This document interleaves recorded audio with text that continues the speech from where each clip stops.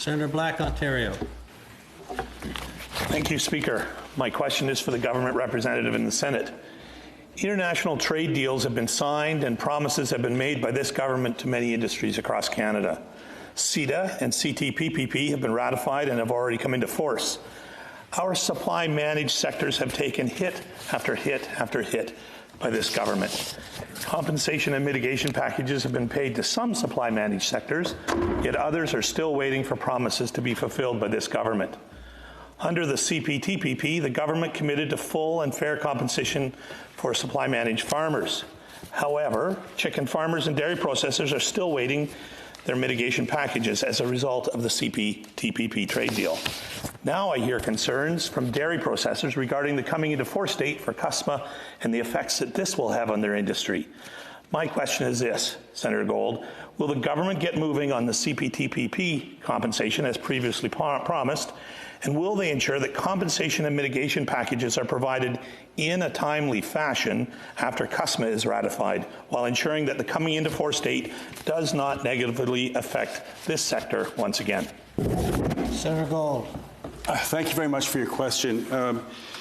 I think, again, your concerns are important and shared, I'm sure, by all. Our supply management sectors are important economic drivers generally and a source of livelihood for so many families across the country. Dairy, poultry, and egg sectors contribute approximately $30 billion annually to our GDP, sustain 340,000 jobs or so. Regarding the CPTPP, the Trans-Pacific, it goes without saying that complex trade agreements such as that will never satisfy every sector or every individual, but I am advised that the government remains firmly committed and fully committed to fairly and fully supporting farmers, including its budget commitment in 2019 for up to $2.15 billion in direct compensation for Canadian egg, dairy, and poultry farmers to offset the impacts that they're going to suffer both from the Trans-Pacific and CETA. Indeed, having had some advance warning of your notice of your question, I should say, I did ask the responsible Minister for Information on the timing of the compensation, because that's of critical importance to those who are still waiting for it.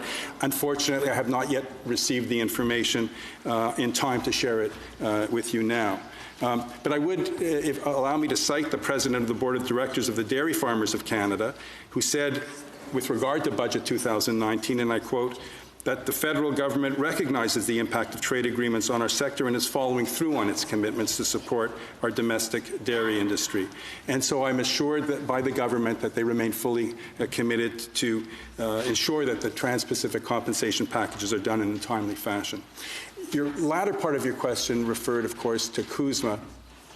And I've been advised by the government that the timely ratification of CUSMA is not only important, but is considered to be critical and in the national interest. I will make inquiries of the government and would be pleased to report back to the Chamber in due course. Thank you. Senator Dick. Thank you, Mr. Speaker. Senator Gold, I would like to return to the question posed to you by Senator Plett and Senator